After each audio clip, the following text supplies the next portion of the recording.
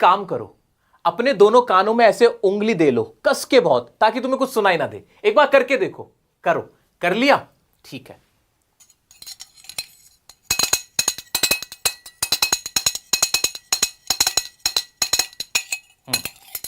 बाहर निकाल लो, उंगली बाहर निकाल लो, उंगली बाहर निकाल लो। आपको कोई आवाज नहीं आई होगी क्योंकि कान आपने अपने बंद कर लिए थे, आपको सुनाई नहीं दे रहा था।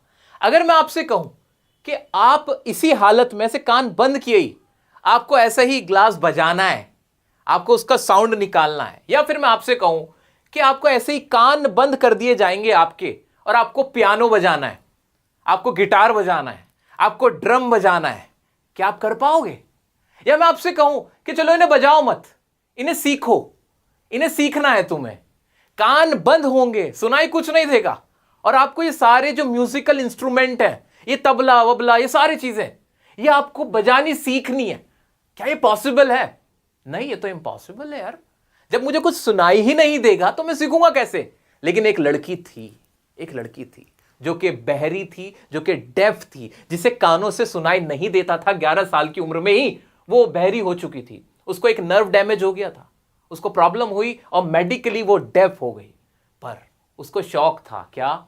इंस्ट्रूमेंट बजाने का, ऐसे इंस्ट्रूमेंट बजाने का, जैसे पियानो हो गया, जाइलोफोन हो गया, या फिर ड्रम्स हो गए, ये बजाने का शौक था। अब पता है उसने कैसे सीखा? कैसे सीखा? आप हैरान रह जाओगे सुन के। उस लड़की ने अपने शरीर के अंदर ये जो साउंड के वाइब्रेशन आते हैं उनको महसूस करके सीखा।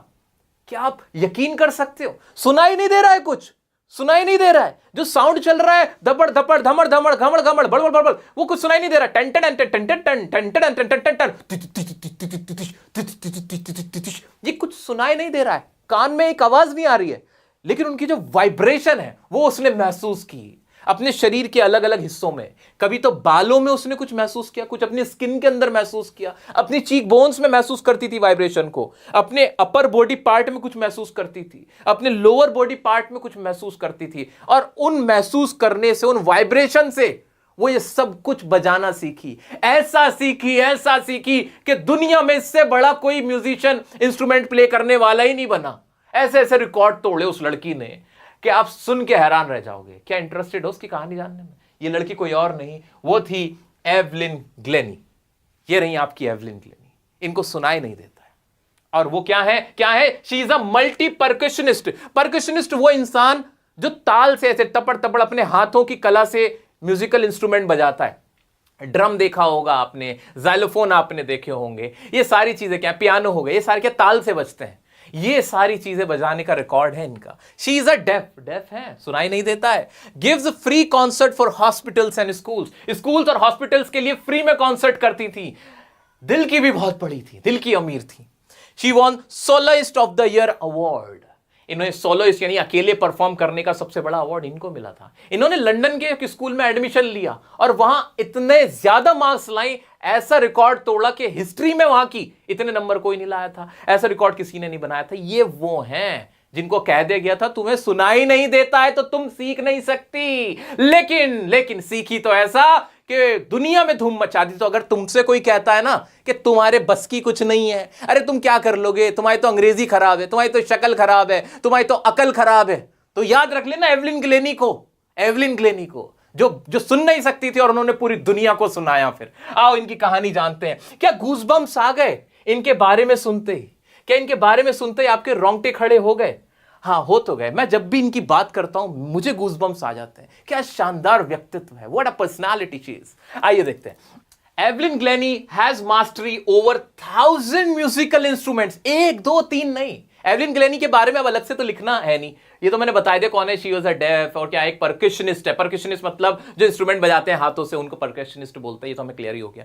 तो परकशनिस्ट है, ये तो क्लियर हो गया। उनको मास्टरी है कितने 1000 यानी 1000 से ज्यादा म्यूजिकल इंस्ट्रूमेंट वो बजा लेती हैं। एट 11, जब वो 11 इयर्स ओल्ड थी, she lost her hearing power. वो लॉस्ट कर गई, खो गई, उनकी सुनने की जो शक्ति थी वो खत्म हो गई। Determined to lead a normal life. उनको डॉक्टर्स ने कहा कि आप ना अपना एक अलग स्कूल में, स्पेशल जो स्कूल्स होते हैं जो कि डेफ बच्चों के लिए होते हैं, वहां एडमिशन लें, वहां पढ़ाई करें, वहां वो चीजें सीखें। तो उन्होंने ना इस चीज को नकार दिया, कह रही मैं नॉर्मल लाइफ जीऊंगी।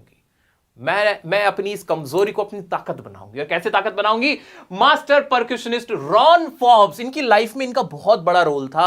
रॉन फॉब्स ये भी एक परक्यूशनिस्ट थे, वही तबलाकार, वही जो परक्यूशनिस्ट इंस्ट्रूमेंट बजाने वाले लोग हैं, वही थे Ron Forbes. He helped him to feel music not through her ears लिखा हुआ ईयर्स होगा। जो रॉन फॉब्स थे ना, उन्होंने इनको सजेशन दिया, उन्होंने कहा आप एक काम कीजिए, आप अपने कानों से मत सुनिए, आप इसे अपनी पूरी बॉडी से सुनिए, इसे महसूस कीजिए। She could feel higher drums the waist up and lower from waist down. जो हाई नोट्स होते थे, जो हाई ड्रम होते थे, जो वो उसको कहां से सुनती थी? वो अपनी जो अपर पार्ट ऑफ बॉडी था उसे वहां महसूस करती थी। और जो लोअर ड्रम्स होते थे, लोअर जो ताल होती थी, उसे कहां से महसूस करती थी? अपने लोअर बॉडी पार्ट से महसूस करती थी। She feels it in the skin, cheek bones and in hair. वो अपने चीक बोन्स में, अपने हेयर में, अपने स्किन में भी वो सारी वाइब्रेशंस को फील करने लगी थी। कानों से नहीं सुनाई देता था। Vibration of music passes through wooden platform. जो वुडन प्लेटफॉर्म होता था जहां वो खड़ी होती थी और परफॉर्म करती थी, वहां भी जैसे वो धुन बजाती थी तो एक वाइब्रेशन आती थी, वो उसको भी फील करती थी। देख रहे हो एक डेफ इंसान वो सब कुछ फील करके इतना बड़ा पियानिस्ट बन सकता है, इतना बड़ा परकशनिस्ट बन सकता है, तो दोस्तों तुम क्या नहीं बन सकते हो? सोच के देखना एक बार, मेरे नन्हे मुन्ने बच्चों, मेरे आने वाले कल के सितारे हो तुम। आगे देखो, she got admission in royal Academy of music. Royal Academy of music में लंदन में आई थिंक ये है, उन्होंने एडमिशन लिया। Scored highest marks in the history of academy. Highest marks, वहां की एकेडमी में कभी इतने नंबर किसी के नहीं आए थे, इनके आए। वहां जो म्यूजिक सीखा इन्होंने वहां पे, ठीक है। तो दोस्तों इस कहानी में हमें क्या याद रखना है कि एवलिन कौन थी? एक डेफ मल्टी परकशनिस्ट थी। उनकी डेफनेस को कैसे उन्होंने ओवरकम किया था, कैसे म्यूजिक को सीखा था? तो अपनी बॉडी के थ्रू उन्होंने वाइब्रेशन जो होते थे, जो साउंड के वाइब्रेशन थे, उनको फील किया और म्यूजिक को सीखा।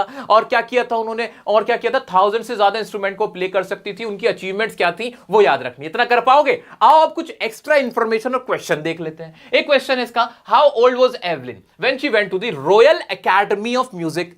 वो कितने साल की थी जब उन्होंने एडमिशन लिया था रॉयल एकेडमी ऑफ म्यूजिक में? तो वो 17 इयर्स ओल्ड थी। ये एक एक्स्ट्रा डिटेल है जो हमें पता चल गई। क्या?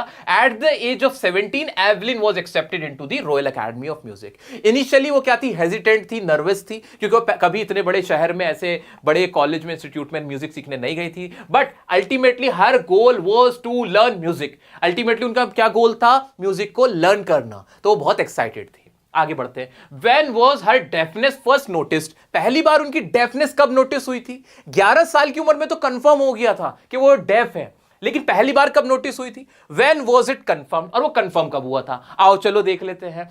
At the age of 8 साल की उम्र में Evelyn's mother Isabel Glennie observe that Evelyn did not react when her name was called during piano lesson. जब वो 8 साल की थी, तो जब वो पियानो सीख रही थी, तब ना जब उनका नाम लिया जाता था तो वो रिएक्ट नहीं करती थी। तब वहां पे लगा था कि हाँ इनको प्रॉब्लम हो रही है। लेकिन जब ये 11 साल की हुई, ये अपनी जो डेफनेस की प्रॉब्लम को कंसील कर रही थी। स्टार्टिंग में इन्होंने क्या किया था? Initially she concealed her deafness, she concealed the problem of her deafness. लेकिन जब उनके एकेडमिक ग्रेड्स थे, यानी उनका जो रिजल्ट था वो डिक्लाइन होना शुरू हुआ, तब उनके पेरेंट्स ने उनको डॉक्टर्स को दिखाया। And at the year of 11 years old, जब वो 11 ईयर्स ओल्ड थी, दैट वाज कंफर्म्ड, ये कंफर्म हो गया that she is completely deaf. वो क्या है? डेफ है। याद रखोगे मेरा बच्चा? बिल्कुल याद रहेगा सर, बिल्कुल याद रहेगा। Who helped her to continue with music? What did he do and say? किसने इनके म्यूजिक को कंटिन्यू करने में हेल्प की थी? हमें याद रखना है। क्या नाम था? अब तो आपको भी याद हो गया होगा। रॉन फॉब्स थे जिन्होंने इनकी हेल्प की थी और इनको सजेशन दिया था कि अपने ईयर से मत सुनो, अपनी पूरी बॉडी से सुनो। वही हमें इसमें लिखना है। लिख सकते हो आंसर? सर क्या एज इट इज यही आंसर लिखना है या बिल्कुल जो हमें बुक में दे रखा है वैसे लिखना है? नहीं, हमें बस आंसर करेक्ट लिखना है। वर्ड्स हमारे अपने हो सकते हैं, कीवर्ड्स हमें उसके अंदर डालने हैं। और कीवर्ड्स में आपको बताता भी चल रहा हूं कि भाई जैसे किसी का नाम है तो वो नाम वही रहना चाहिए। जो प्रॉब्लम डेफनेस की, तो डेफनेस का ही प्रॉब्लम लिखना, कुछ और मत लिख के आ जाना। ये सब चीजें आपको याद रखनी होंगी। चलो जी नेक्स्ट क्वेश्चन की तरफ। Name the various places and causes for which Evelyn performs. उन्होंने हॉस्पिटल्स में और टीचर्स के लिए और स्कूल्स के लिए भी उन्होंने परफॉर्म किया था। तो ये सारी डिटेल और थोड़ी एक्स्ट्रा डिटेल है वो आप पढ़ ही लोगे, बहुत आसान आपके लिए हो जाएगा। How does Evelyn hear music, Evelyn कैसे म्यूजिक को हेयर करती थी, अब तो पता ही हमें कि वेस्ट अप से हाई ड्रम्स जो होते थे, जो वेस्ट से नीचे पार्ट तो low drum, skin, cheek bone, ये सारे याद रहेंगे। टाइम तो ना लगाऊं मैं इसमें, क्या मैं आगे बढ़ जाऊं, मेरे सभी छोटे बहन भाई क्या ये सारे क्वेश्चंस और जो बचे हुए हैं उनको देखेंगे अपनी प्रैक्टिस के लिए, देख पाएंगे, समझ में आ गया पूरा चैप्टर।